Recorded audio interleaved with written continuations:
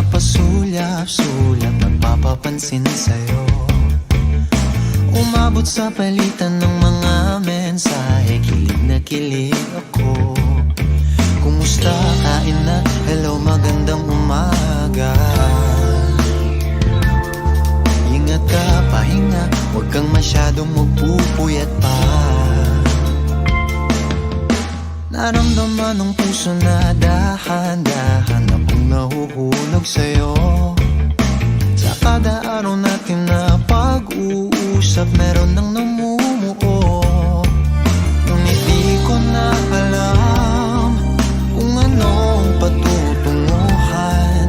Ang hiling ko lang naman na itong naramdaman.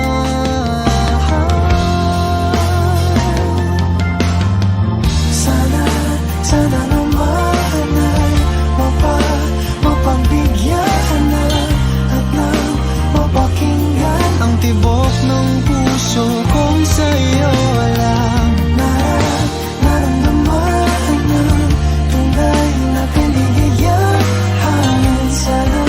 Sana naman mapagbigyan ang tibok ng puso.